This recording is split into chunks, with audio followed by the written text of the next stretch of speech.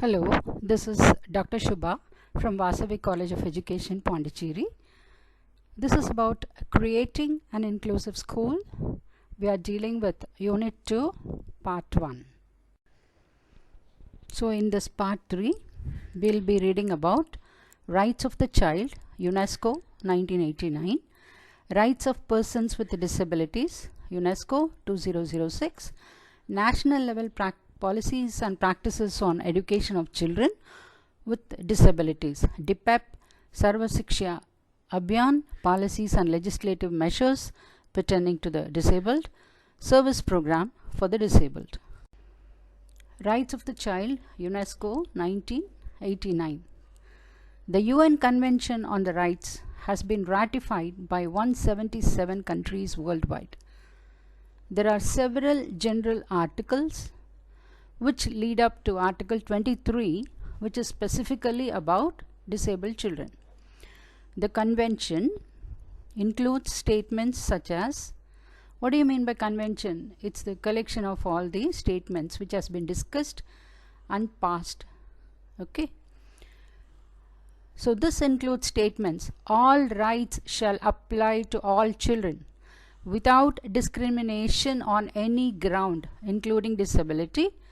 In all actions, the child's best interests shall be a primary consideration and they should develop to the maximum extent possible. The convention also states the right of the child to express an opinion and to have that opinion taken into account. The UN Convention on the Rights of the Child is a human rights treaty which sets out the civil, political, economic, social, health and cultural rights of children. That is, all children, whether they are marginalized, whether they are disabled, whether they are special, they have to be considered equal rights. The convention defines a child as any human being under the age 18 unless the age of majority is attained earlier under national legislation. The Convention on the Rights of the Child has been described as a Magna Carta for children. It has 54 articles detailing the individual rights of any person under 18 years of age to develop his or her full potential, free from hunger and want, neglect, exploitation, or other abuses. The government, the central government and the state government, they have to give protection to the children who are under 18 years of age. They should not have any wants, they should not be neglected, they should not be exploited or abused. Now what do you mean by Magna Carta? Like we have Bhagavad Gita for Hindus and Quran for Muslims and Bible for Christians. This is Magna Carta for children. Okay, this is the book of rights for children. So children's rights. Children, you have the right to be treated fairly no matter what. Have people do what is best for you. You have to have your privacy. You need to be cared for and have a home. Have a say about decisions affecting you. Know who you are and where you come from. Find out information and express yourself. Education, play and cultural activities you are entitled to. Live and grow up healthy. Believe what you want. Be safe no matter where you are. Help and protection if you need it. So these are your rights, children. This is what UNESCO says. Rights of Persons with Disabilities, UNESCO 2006. This is an international human treaty of the United Nations. This also intended to protect the rights and dignity of people with disabilities. Parties to the convention are required to promote, protect and ensure the full enjoyment of human rights by people with disabilities and ensure that they enjoy full equality under the law.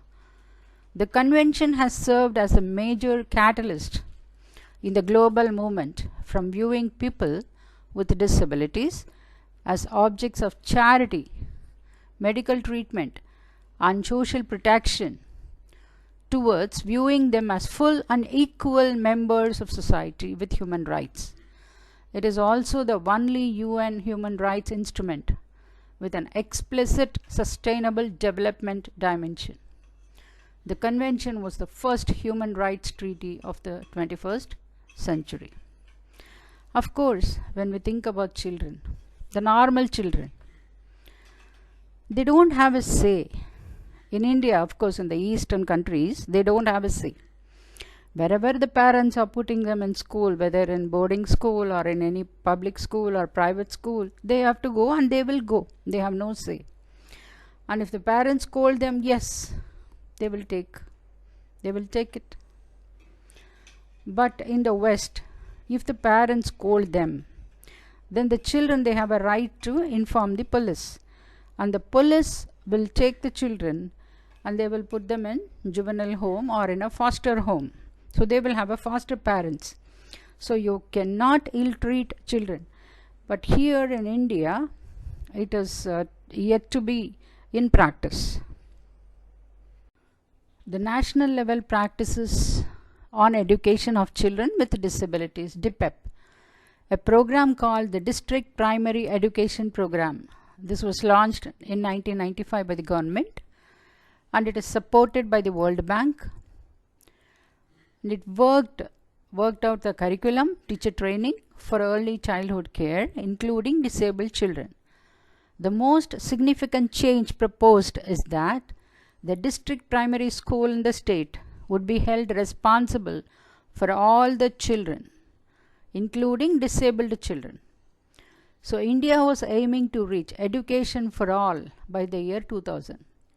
The primary objectives of DPEP are to support Government of India's efforts towards universalization of elementary education, address the issue of dropouts, out of school children, early marriages by starting primary schools in every village, provide extensive teacher training, address gender issues, even boys, girls, everybody should study, and create programs for the empowerment of women. This was a fairly good policy for women and children.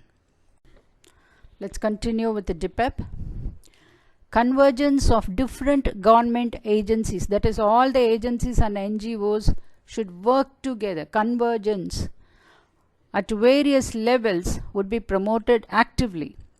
Teachers would receive regular in-service training through the District Institute of Education and Training, SCERT. Case studies and statistics showing enrollment, retention, that is how many children have been enrolled in schools, retention, dropouts, and gender-wise specifications would be compiled annually. Alternate schooling would be promoted with a focus on flexible curriculum, informal evaluation criteria, flexible timings, and other issues of adult illiterate persons, and following world trends, integrated or inclusive education of children with mild to moderate disabilities would be promoted. This is also, these are also the policies of DPEP. Again, DPEP envisages the following measures: providing all children, including children with disabilities, with access to primary education. Either they should be in the formal system, like either they go to school, or through non-formal education program. That is, teachers go to their house, go to their village, in a cluster they call them and they teach them.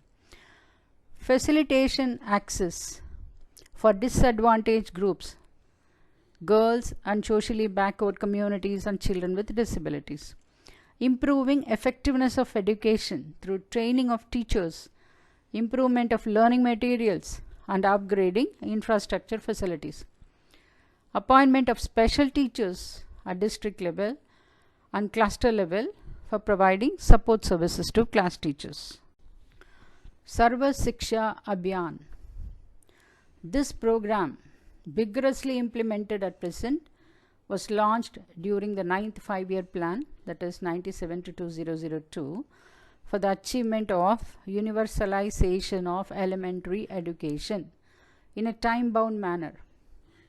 That is, we saw, no, everybody should have education for all by 2000, as mandated by the 86th Amendment to the Constitution of India, making free and compulsory education to the children of ages 6 to 14, and education to children is a fundamental right.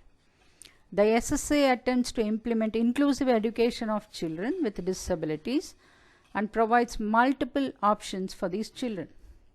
It ensures that every child in the age from 6 to 14 with any kind of impairment, irrespective of the kind, whether they are physically impaired or mentally, with any irrespective of the kind, category and the degree of impairment, is provided meaningful and quality education. SSA, that is Sarva Shiksha Abhiyan, extends the range of options from special and mainstream regular schools to education guarantee scheme, alternative and innovative education, and home-based education. Each district is given the necessary flexibility to plan the activities dependent on these resources available for the effective implementation of an inclusive education program. In the USA, if you go and see, let's suppose if any student meet with an accident, if anybody they meet with an accident and they cannot come to school, they take leave for 2 or 3 weeks. The teacher will go to their house and homeschooling will be done. So that home-based education is existing in the Western countries, but it's not there in our country, though we have promised in SSA, Sarva Shiksha Abhiyan. Under the scheme of home-based education within SSA, children with a severe disability can be educated within home-based and alternate educational settings to enable them to achieve independent living skills. SSA has been operational since 2001 in partnership with state governments to achieve the goal of universalization of elementary education. This adopts a zero rejection policy and uses an approach of converging various existing schemes and programs. That is, all the programs has to be converged to be focused on this universalization of elementary education, and education for all is the word which we need to think about when we think about DPEP and SSA. So this SSA covers the following components: early detection and identification, whether the child has any handicap or any impairment; education placement, teacher training; individual educational plan IEP; parental training and community mobilization; strengthening of special schools; research; monitoring and evaluation; functional assessment and formal assessment; aids, teaching aids and appliances helping the special impaired children; support services given to the children; resource support for the schools. So all these components come under Sarva Shiksha Abhiyan. There are various policies and legislative measures. In India, the National Policy for Persons with Disabilities was adopted in 1993. Every child with a disability shall have the right to free education till the age of 18. Appropriate transportation, removal of architectural barriers. Now this architectural barriers means if any building is having too many staircases, then they cannot climb. So they have to have a ramp, and restructuring of curriculum and modification in the examination system. Children with disabilities shall have right to scholarships, uniforms, free books. And learning material. Special schools for children with disabilities will be equipped with vocational training facilities. Non-formal education shall be promoted for children with disabilities. A policy of inclusion need to be implemented in all schools and throughout the Indian education system.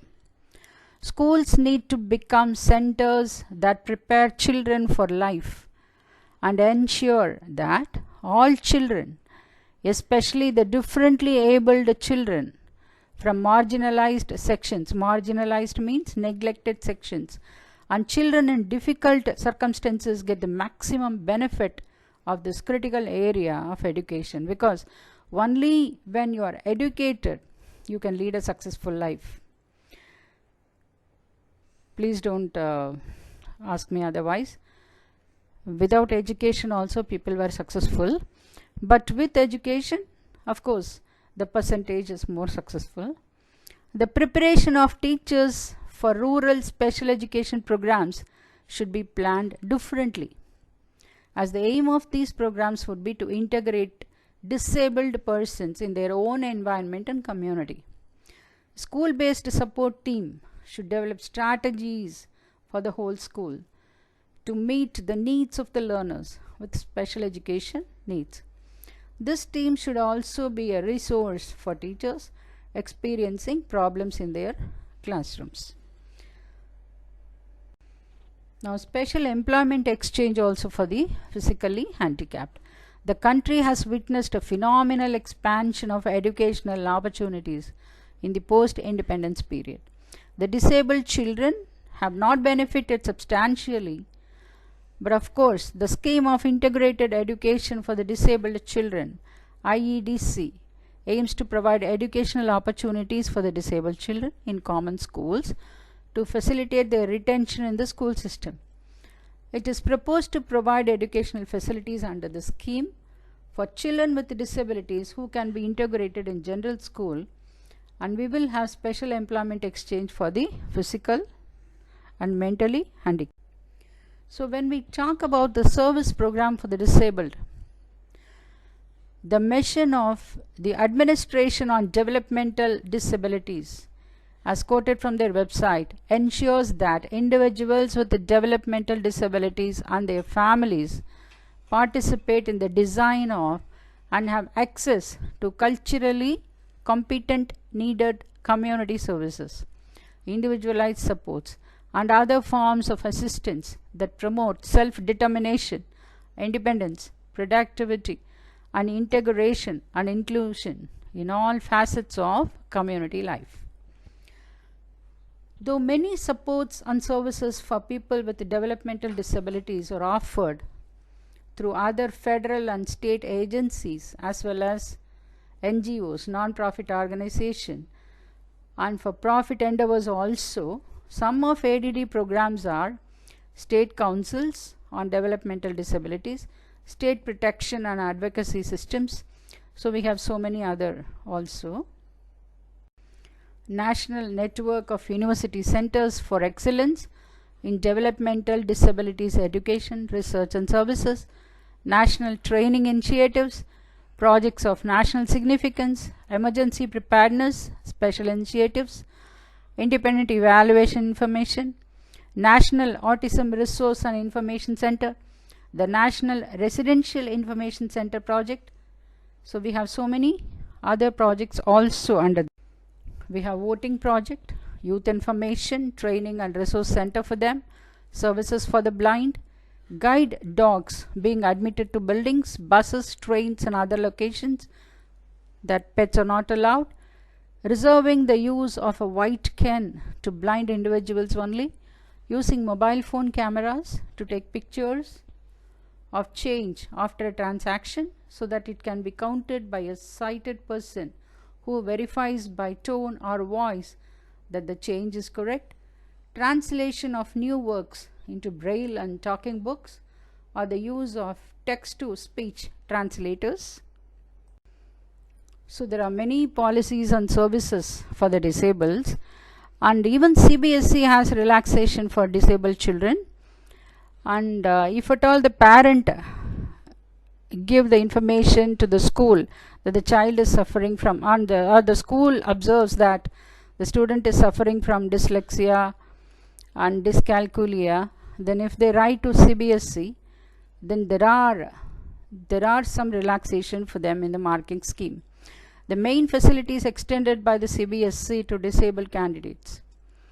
Persons with a disability have the option of studying one compulsory language as against two. The government funds services to support disabled people. By providing these services, the government helps to give disabled people the opportunity to live an ordinary life. Disabled persons receive extra support from a range of government agencies. Even the UGC gives relaxation.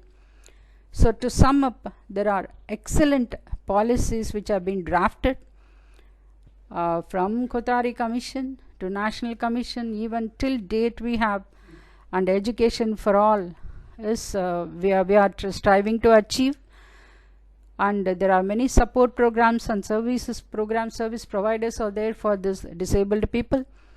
So our country and UNESCO is trying to achieve and integrated schooling for them. Integration and inclusion is a key word these days. Thank you.